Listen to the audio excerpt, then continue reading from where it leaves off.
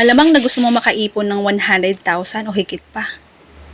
Malamang, kaya ayan. Maghanda ka na nalalagyan. Kahit na nalalagyan pwede, ha?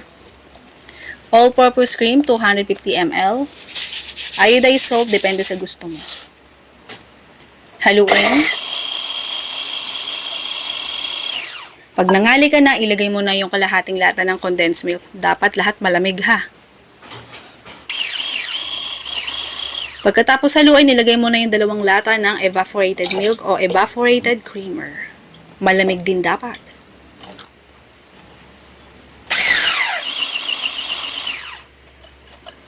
Pagka nahalo na, haluin mo ulit.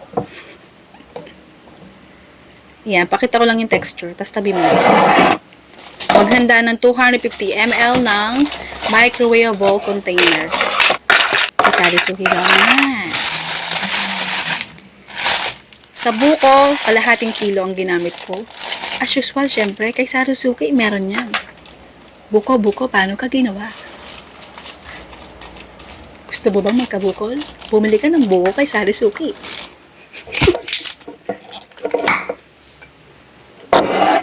Sa kaong, yung isang garapon, hatiin mo lang yan sa 10 servings. Tantiameter lang yan. Next, nata. Isang garapon din. Dating gawi, hatiin mo ulit sa 10 servings. Oo, ganun lang. Kung gusto mo sukatin, timbangin, sige, mag-produce ka, bumili ka ng timbangan. Ito yung cream mixture natin. Hatiin mo rin sa 10 servings. Malalaman mo na kung tama ba yung ginagawa mo kung pagkasinalin mo ay umapaw na. Charot. Huwag mong paapawin. Yan, ganyan. Huwag mong intayin mapuno.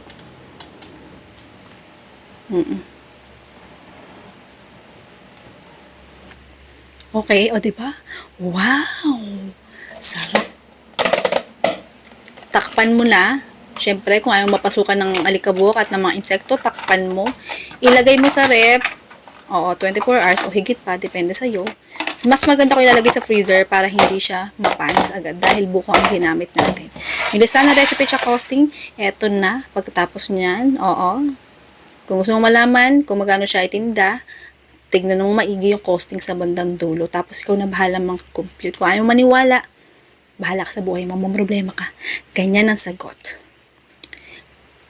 Pasakitin mo ulo mo. Charot. Sige na, love you.